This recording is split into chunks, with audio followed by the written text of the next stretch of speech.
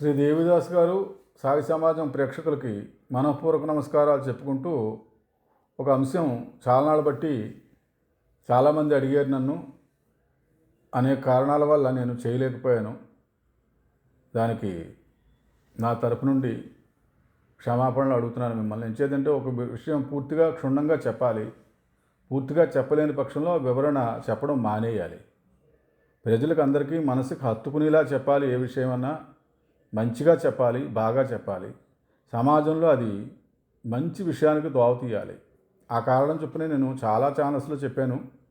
అది పూర్తి వివరణ ఎవరు చెప్పలేకపోయారు. దాని మీద నాకు రోజు ఏదో విషయంలో మళ్ళీ అదే విషయాన్ని ప్రస్తావన చేయడం జరుగుతుంది. అదే నన్ను అడుగుతున్నారు. పూర్తి వివరణ ఎందులోనూ వాళ్ళు చెప్పలేకపోయారు. కారణం ఏదైనా ఉండొచ్చు. నా తరఫున దేవిదాస్ గారు సాయి సమాజం ఈ ఛానల్ నాది. ఇందులో కొన్ని వీడియోలు నేను చెప్పాను.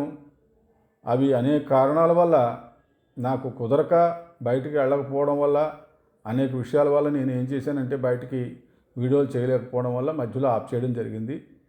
ఈసారి చాలామంది ఆదరించారు, మంచి విషయాలు చెప్పమని అడిగారు. దాని గురించి నేను చెప్తూ ఒక విషయం ఏంటంటే, ఈవేళ పంచదశి యంత్రం గురించి సంపూర్ణమైన వివరణ. ఈ వివరణ ప్రతి వాళ్ళు ఈ వీడియో చూడండి. మంచి వీడియో.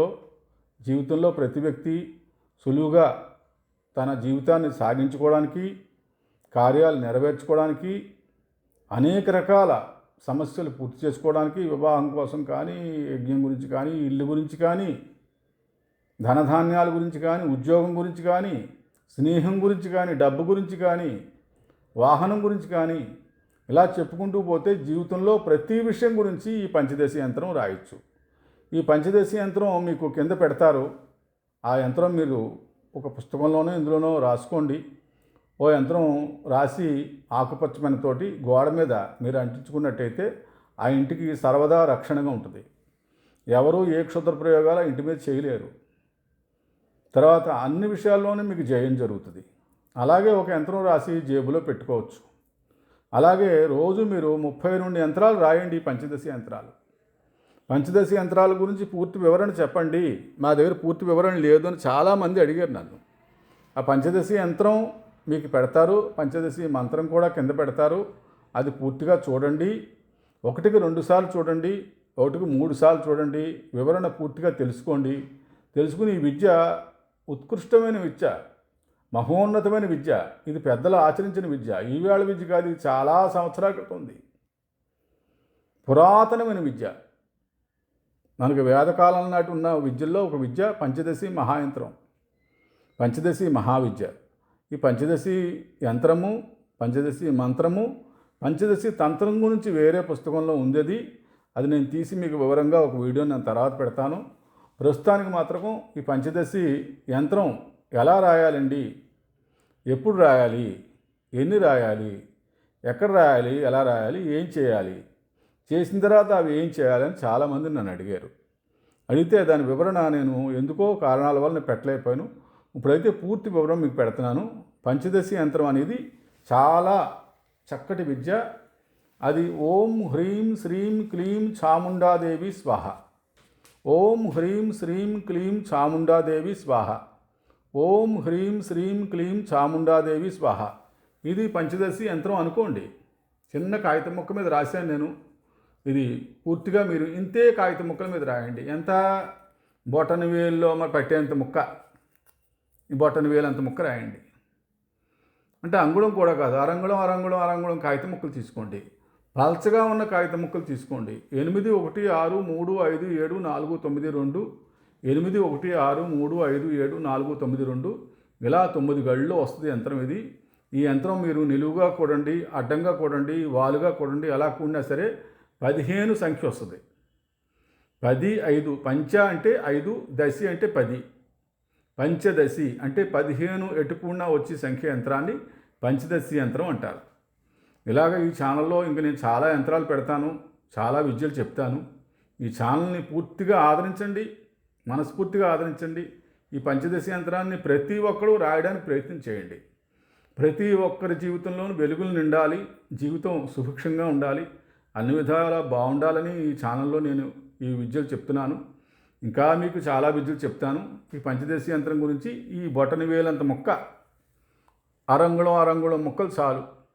ఇవి రాసి ఈ యంత్రాన్ని పూర్తిగా ఇలా మడిచేయాలి. ఈ యంత్రాన్ని ఇలా పూర్తిగా మడిచి ఇలా ఉండలాగా చుట్టాలి. దీన్ని ఈ కాగితం ముక్కను రాసిన కాగితాన్ని ఇలా మడిచేయండి. మడిచి చిన్న ఉండలాగా చుట్టండి. ఉండలా చుట్టిన తర్వాత మైదా పిండిని ఇలా ఉండగా చుట్టుకోండి. మైదా పిండో, బియ్యం పిండో, మినప్పిండో, పెసరపిండో మీ ఇష్టం. ఈ పిండి ఆ పిండి అని ఏం లేదు. మైదా పిండి లాంటిది జిగురుగా ఉండే పదార్థంలో చుట్టి యంత్రాన్ని మధ్యలో పెట్టేయాలి. మైదా పిండి ఉండమాయన పెట్టి దీన్ని చుట్టేయాలి. ఇదే దీని రహస్యం. మీరు యంత్రాన్ని మైదా పిండి ఉండమాయన పెట్టి ఇలా చుట్టేసేసి ఓ చోట పెట్టుకోండి. ఇలాగా అలా ఒక్కొక్క యంత్రం రాసి పక్కన పెట్టుకోండి. చక్కగా దీన్ని మైదాపిండి ఉండమాయని పెట్టండి. ఇలాగా ఇది మైదాపిండి ఉండ తీసుకోండి. ఇగో కాగితం ఉండ, ఇది కాగితం ఉండ చిన్నది, ఇంతే అవుతుంది. దీన్ని మీరు ఈ ఉండమాయని పెట్టేయండి. మైదాపిండి ఉండమాయని పెట్టేయండి. పెట్టేసి ఇలాగా మీరు చుడుతూ 32 యంత్రాలు రాసినట్టయితే ఆ మనిషికి ఏమి తీరవు అన్నీ తీరతాయి.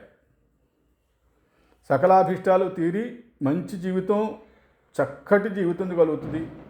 అన్ని పనులు పూర్తవుతాయి.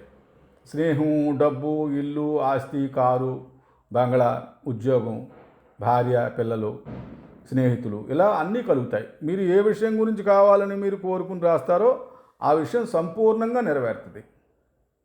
ఇది గమనించండి. రోజు 32 యంత్రాలు రాయాలి. 32 యంత్రాలు కూడా మైదా పిండి ఉండమయాని ఇలా చుట్టాలి. చాలామంది అడిగారు, అన్నీ కలిపి ఒక ఉండలో పెట్టచ్చా అంటే తప్పు, చాలా పొరపాటు. ఆ విద్య ఎప్పటికీ ఫలింపుకు రాదు. శ్రమ అనుకోకండి, కష్టపడండి. కొద్దిగా కష్టపడి కొద్దిగా శ్రమ పడితే మీ జీవితంలో చక్కటి మార్పులు మీరే చూడొచ్చు. మంచి మార్పులు కలుగుతాయి, చక్కటి మార్పులు కలుగుతాయి, మంచి జీవితం కలుగుతుంది. అది ప్రతి వాళ్ళు ఎందుకు చెప్తున్నానంటే ఇది అనుభవపూర్వకంగా మా జీవితంలో చేసిన విద్యది, చాలామంది చేసిన విద్య. అంచేత ఈ విద్యను ఏం చేయాలంటే ఈ కాగితం చుట్టిన తర్వాత ఇది మైదాపిండి మధ్యన ఇలా పెట్టేయండి, పెట్టి చుట్టేయండి. మీరు రాస్తున్నప్పుడే ఓం హ్రీం శ్రీం క్లీం చాముండాదేవి స్వాహ అనే మంత్రం చదువుతూ రాయాలి. అలా రాసినట్టయితే ఆ యంత్రం పూర్తిగా సిద్ధి కలిగి మీకు ఫలితం ఇవ్వడంలో ఏమాత్రం సందేహం లేదు. చక్కటి విద్య. దీన్ని ఆచరణ చేయండి. ఆచరణ చేస్తూ మంచి విషయాలు నేర్చుకుంటారని, దీని గురించి పూర్తి వివరణ ఇంకా ఎవరికైనా అర్థం కాకపోతే మళ్ళీ ఒకసారి చెప్తున్నాను వినండి. పంచదశి యంత్రాన్ని చిన్న యంత్రాలుగా రాయాలి. ఇంత యంత్రాలుగా రాయాలి. ఇది అంగుళం, అరంగుళం మొక్క చూసుకోండి. ఈ యంత్రాన్ని మళ్ళీ ఇలా చుట్టాలి. చుట్టి దీన్ని మైదాపిండి ఉండ ఇలా చేసి ఉండమయన్న పెట్టండి.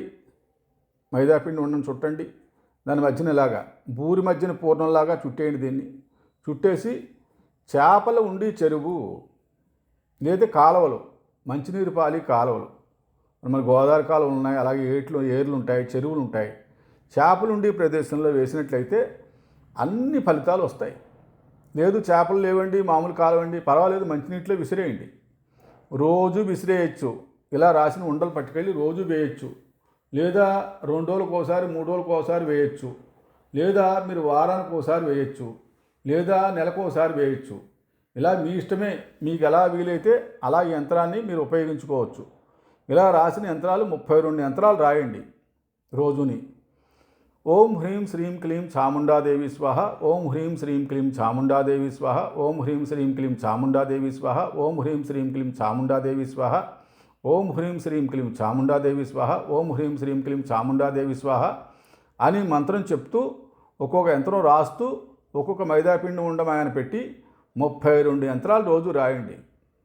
రాస్తే అన్ని పనులు తమాం. మీ జీవితంలో మీరు ఏమైతే కోరికలు కోరుకున్నా అన్ని కోరికలు నెరవేరుతాయి. పోను ఆ మనిషికి చక్కటి మనశ్శాంతి లభిస్తుంది, చక్కటి జీవితం లభిస్తుంది. ఇది కాకుండా మేము 32 రాయలేమండి అన్నవాళ్ళు మీరు ఏం చేస్తారంటే 21 యంత్రాలు రాయండి.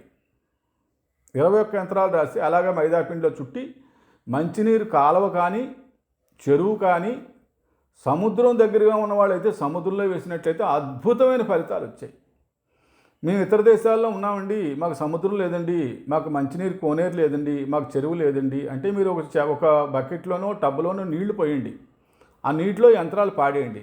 అవి కరిగిపోయిన తర్వాత మీరు మొక్కలు పెంచుకుంటుంటారు కదా కుండీల్లో, ఆ కుండీల్లో మొక్కలకి నీళ్లు వేసేయండి. అలా వేసినా సరే ఫలితాలు వచ్చాయి. ఇది ఒక ఉత్కృష్టమైన విద్య, మన పూర్వీకుల నుండి వచ్చే విద్య. మన భారతదేశంలో ఒక సాంప్రదాయంలో, హిందూ సాంప్రదాయంలో ఈ చక్కగా చెప్పబడి ఉంది ఈ విద్య. ఈ విద్యని ప్రతి వాళ్ళు ఆచరించండి. 32 యంత్రాలు రాయండి, 21 యంత్రాలు రాయండి. మీ 21 కూడా రాయలేమండి అన్నవాళ్ళు 11 యంత్రాలు రాయండి. 11 యంత్రాలు కూడా రాయలేము అన్నవాళ్ళు 9 యంత్రాలు రాయండి. 9 యంత్రాలు రోజు రాయాలి. 9 తక్కువ రాస్తే మాత్రం ఈ యంత్రం పెద్దగా ఫలింపుకు రాదు. దీని సంఖ్య మనకు ఉన్నవి 9 అంకెలే ఉన్నాయి, 10 కల్పితం. 10వ సంఖ్య అంటూ మనకు లేదు. 1 2 3 4 5 6 7 8 9 సంఖ్యలు ఉన్నాయి. 9 యంత్రాలు, 9 సంఖ్యల్ని కూర్చి మహర్షులు పంచదశి విద్యగా మనకి ఇచ్చారు. ఈ సాంప్రదాయం అద్భుతమైన సాంప్రదాయం, అద్భుతమైన విద్య. మీరు ప్రతి వాళ్ళు ఆచరించండి, ప్రతి వాళ్ళు చేయండి. మీకు ఇంకా ఏమైనా సందేహాలు ఉంటే నన్ను మీరు కామెంట్ల రూపంలో పెట్టండి, తప్పనిసరిగా మళ్ళీ చెప్తాను. మళ్ళీ ఇంకోసారి వివరణ చెప్తున్నాను, మీరు మళ్ళీ వినండి. పంచదశి యంత్రం చిన్న చిన్న కాగితం ముక్కల మీద రాయాలి. చిన్న చిన్న ముక్కలు, బాగా చిన్న ముక్కలు, పలచగా ఉన్న కాగితం ముక్కలు మీరు ఎంచుకుని ఇలా కాగితం ముక్కల మీద రాసి ఈ పంచదశి యంత్రాన్ని మీరు చిన్నగా బాగా దగ్గరికి మడిచేయండి, చుట్టేయండి. మడిచి చుట్టి ఇలా చిన్నగా చేసి దీన్ని మైదాపిండి ఉండమని పెట్టాలి. పెట్టి మీరు కోనేరులోనో, చెరువులోనో, కాలువలోనో, సముద్రంలోనో, లేదు మీరు ఒక బకెట్లో నీళ్లు పోసి దాన్ని బాగా నానిన తర్వాత మొక్కలకు వేయడం చేయండి. ఇది అద్భుతమైన విద్య, ఈ పంచదశి మహావిద్య. మళ్ళీ చెప్తున్నాను, 8 1 6 3 5 7 4 9 2 కింద మంత్రం మీకు పెడతారు, యంత్రం పెడతారు. ప్రతి వాళ్ళు ఈ విద్య నేర్చుకోండి.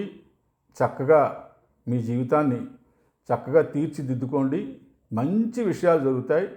మంచి ఆనందంతోనూ, భోగంతోనూ, భాగ్యంతోనూ, ఐశ్వర్యంతోనూ మనోవాంఛా సిద్ధి కలిగి అన్ని విధాల సుఖ సంతోషాలతో వర్ధిల్లుతారని కోరుకుంటూ మీ దగ్గర నేను సెలవు తీసుకుంటున్నాను.